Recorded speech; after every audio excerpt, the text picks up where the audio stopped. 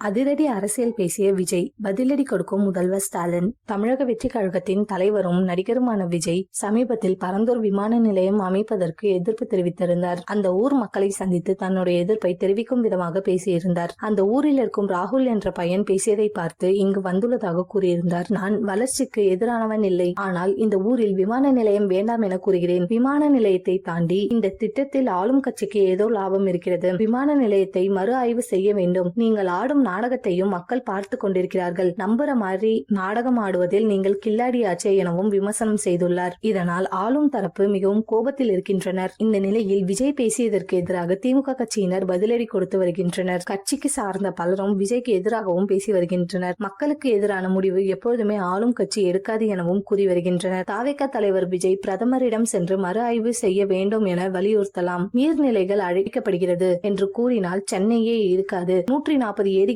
தான் தற்பொழுது சென்னையின் வாழ்விடமாக மாறியிருக்கிறது. விஜயின் வீடு இருப்பது கூட நீர்நிலை இருந்த இடம்தான் என ஒரு சில திமுக நிர்வாகிகள் பேசி வருகின்றனர். விமான நிலையம் தாண்டி அதில் என்ன லாபம் இருக்கிறது என்பதை விஜய் தான் கூற வேண்டும். விமான நிலையங்கள் மத்திய அரசு கட்டுப்பாட்டில் உள்ளது. அதற்கும் எங்களுக்கும் சம்பந்தம் இல்லை எனவும் கூறி வருகின்றனர். முதல்வர் ஸ்டாலின் இன்னும் கட்சி நிர்வாகிகளுக்கு சில அறிவுரைகளையும் கூறியிருக்கிறாராம். ஆளும் கட்சிக்கு எதிராக பேசுபவர்களுக்கு தக்க பதிலடி தொடர்ந்து கொடுக்கவும் கூறியுள்ளார்.